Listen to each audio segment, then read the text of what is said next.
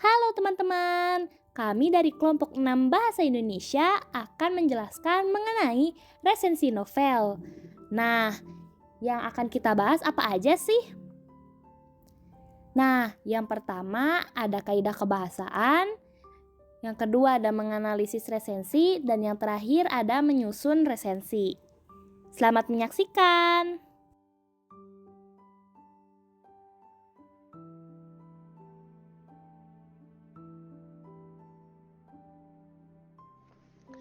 Resensi buku novel itu ada 4 kebahasaan, yaitu ada konjungsi penerangan, konjungsi temporal, konjungsi penyebaban, dan pernyataan saran. Apa sih yang dimaksud dengan konjungsi penerangan, konjungsi temporal, dan konjungsi penyebaban, dan pernyataan saran? Konjungsi penerangan adalah kata atau kelompok kata yang digunakan untuk menyambungkan atau menghubungkan dua kalimat atau frasa yang memiliki makna sejenis. Ini membantu dalam memberikan penjelasan atau penegasan lebih lanjut tentang apa yang diungkapkan dalam kalimat tersebut. Contohnya yaitu ada yakni, bahwa, yaitu. Dan yang kedua, ada konjungsi temporal. Adalah kata-kata yang digunakan untuk menyambungkan dua peristiwa atau waktu dalam sebuah kalimat. Mereka mengindikasikan urutan waktu seperti hubungan sebab akibat, urutan kronologis, dan kejadian bersamaannya. Contoh konjungsi temporal ada seperti sejak, sewaktu, ketika, kemudian, semenjak, setelah, selagi, saat, seperti itu. Lanjut ya, konjungsi penyebab. Konjungsi penyebab adalah kata atau frasa yang menghubungkan dua kalimat atau frasa untuk menunjukkan hubungan sebab akibat. Mereka menunjukkan alasan atau penyebaban di balik suatu kejadian atau kondisi. Contoh konjungsi penyebaban, yaitu seperti sebab, karena, oleh sebab itu. Dan yang terakhir ada pernyataan saran. Pernyataan saran adalah kalimat atau ungkapan yang berisi pandangan atau rekomendasi tentang bagaimana sebaiknya melakukan sesuatu atau tindakan yang dianggap tetap atau menguntungkan. Ini mencakup saran, petunjuk, atau nasihat yang diberikan kepada seseorang. Contohnya seperti harus, hendaknya, jangan. Terus contoh untuk kata-katanya seperti kayak saya menyarankan untuk mempersiapkan diri dengan baik sebelum menghadapi ujian. Seperti itu. Perhatikan kata-kata bergaris bawah berikut, Afgan dan Tajiks. Kata-kata tersebut merupakan contoh kata serapan. Kata-kata itu berasal dari bahasa Inggris. Memang dalam perkembangannya, memang bahasa Indonesia menyerap unsur dari berbagai bahasa, baik dari bahasa daerah maupun asing. Salah satu masalah yang dihadapi dalam penulisan unsur serapan tersebut adalah penyesuaian ejaan dari bahasa lain itu ke dalam bahasa Indonesia. Khususnya dengan bahasa asing, ejaan-ejaannya itu memiliki banyak perbedaan dengan yang berlaku dalam bahasa Indonesia. Peraturan penulisan unsur serapan. 1. Satu bunyi dilambangkan dengan satu huruf, terkecuali untuk bunyi nge, nye, se, he yang diwakili oleh dua huruf. Contoh, kromosom bukan kromosom, foto bukan foto, retorika bukan retorika, dan tema bukan tema. 2. Penulisan kata serapan harus sesuai dengan cara pengucapan yang berlaku dalam bahasa Indonesia. Misalnya, cek bukan cek, tim bukan tim, taksi bukan taksi, dan aki bukan aku. 3. Penulisan kata serapan diusahakan untuk tidak jauh berbeda dengan kata aslinya. Contoh, aerob dalam bahasa Inggrisnya aerobe bukan crop. Hidrung Inggris hydrangea bukan hydraulic system. Inggrisnya system bukan sistem. Frekuensi Inggrisnya frekuensi bukan Di bawah ini manakah kata serapan? Coba lihat yang A, aerobik. Apakah itu benar? Salah. Yang benarnya adalah harusnya aerobik. Yang B, anemia. Anemia, apakah itu benar tulisannya? Benar. Yang C, akulturasi. Akulturasi, benar. Yang D, silinder. Benar juga. Yang E, tem. Apakah benar? Salah. Harusnya itu tim. F, atmosfer. Apakah benar? Benar. G, akomodasi. Apakah itu benar? Kata serapan? Ya, benar sekali. H, realistis. Apakah benar? Benar. I, karisma. Apakah benar? Benar. Eselon. Apakah itu kata serapan? Ya, benar sekali. K, hidrolik. Apa kata serapan? Ya, benar sekali.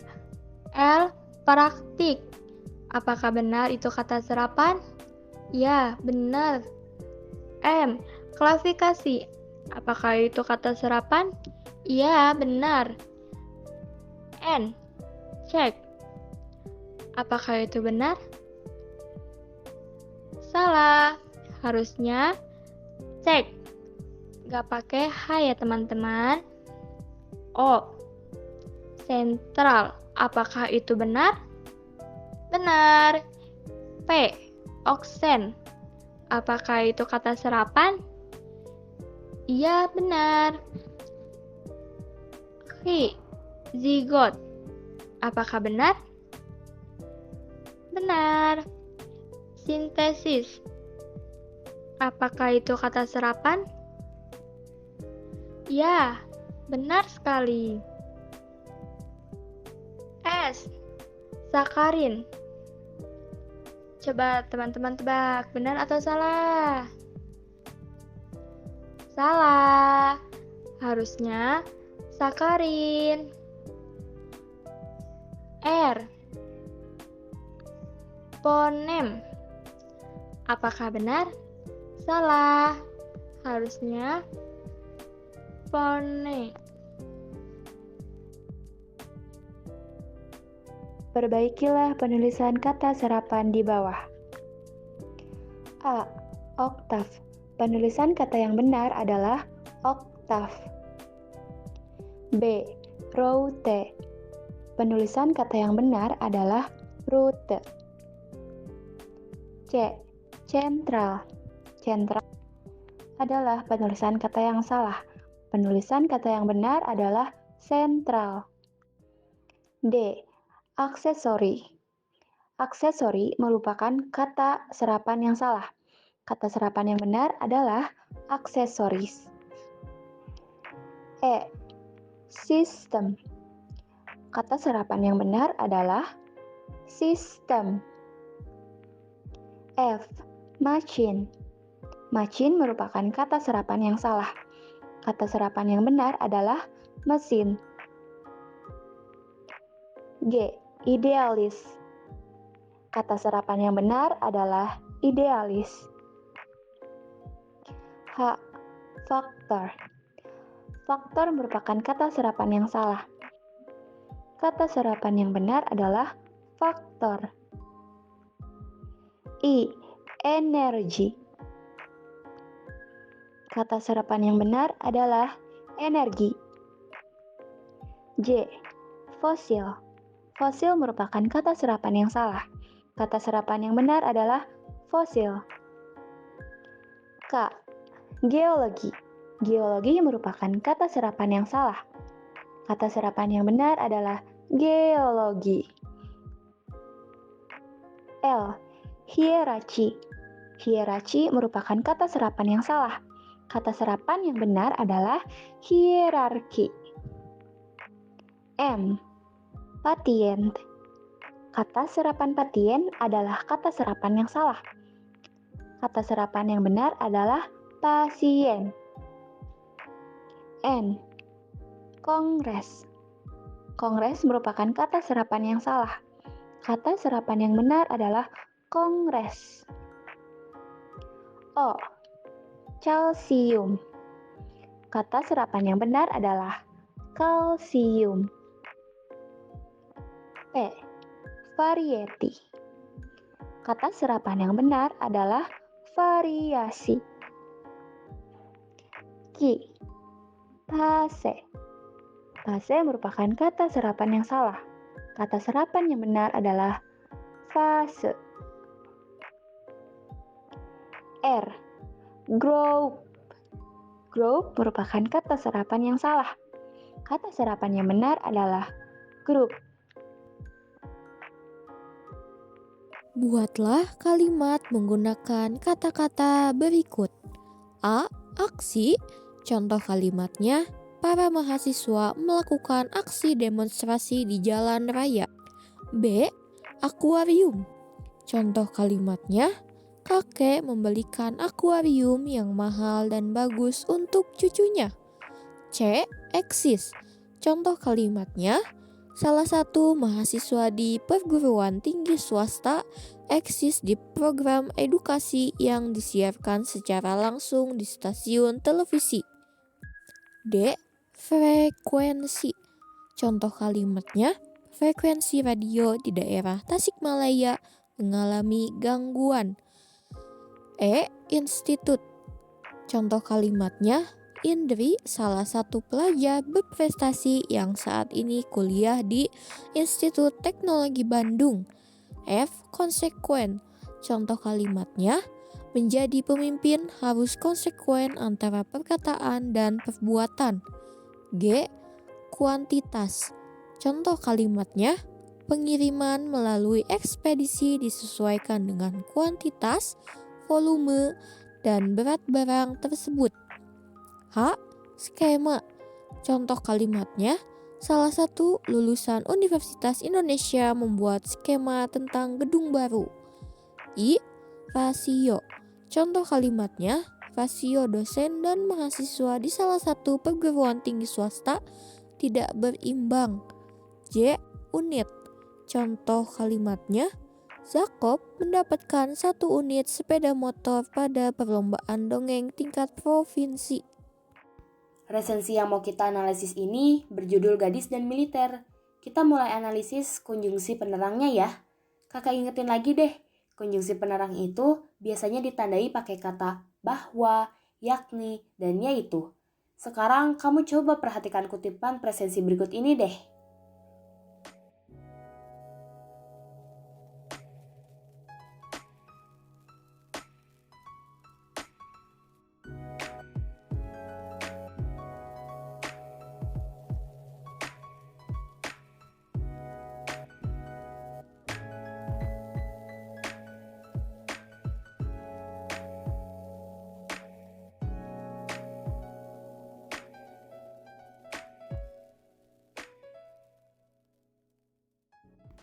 Gimana? Udah dibaca?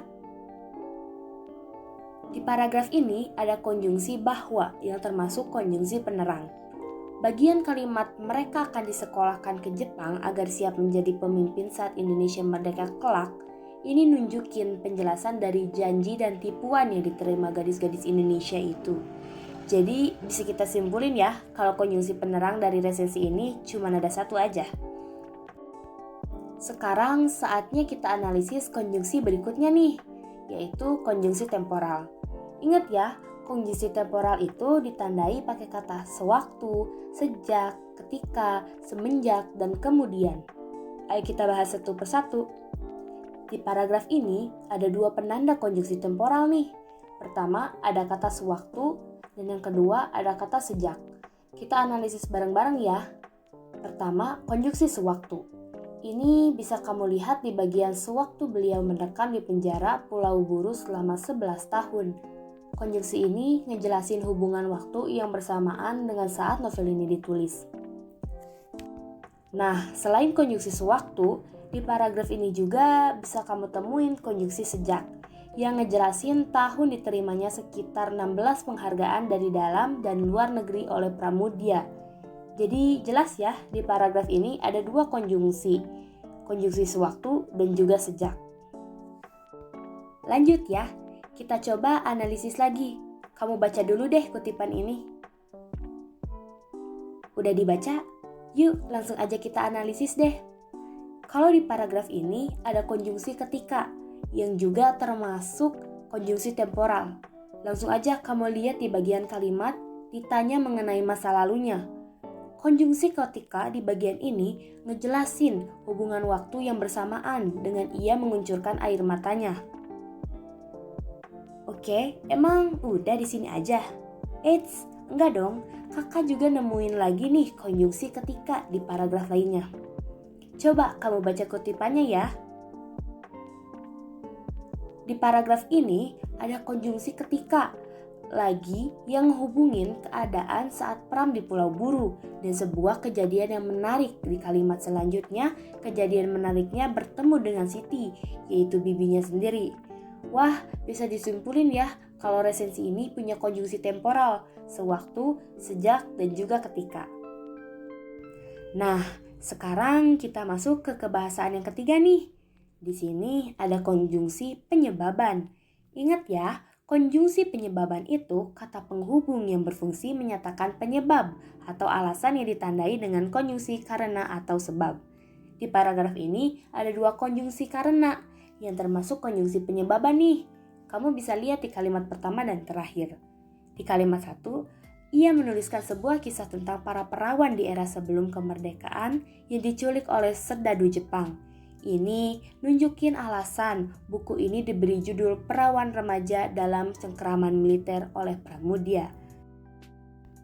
Nah, kalau kalimat terakhir bagian kalimat keduanya mengisahkan tentang nasib rakyat di masa penjajahan, jadi alasan buku ini tampak sejenis dengan buku anak dalam perang.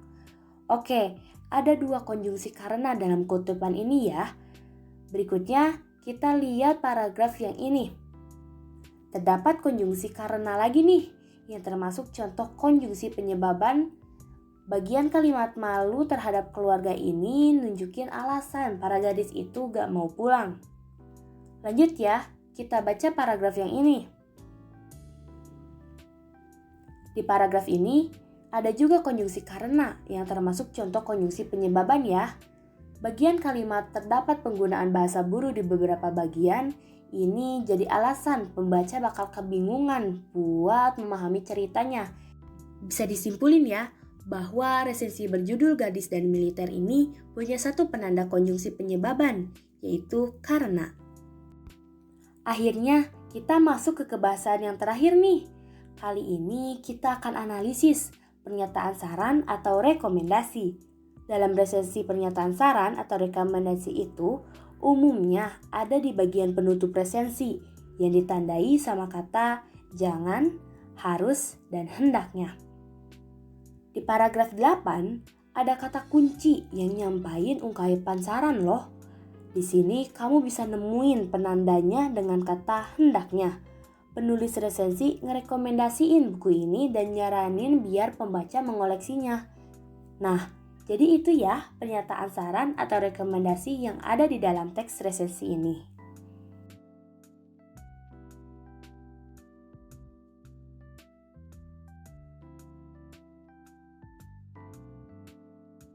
Nah, berikut langkah-langkahnya. Yang pertama ada mengenali latar belakang penulisan buku atau membaca bagian pengantar yang ditulis oleh penulis buku, penerbit, atau seorang pakar.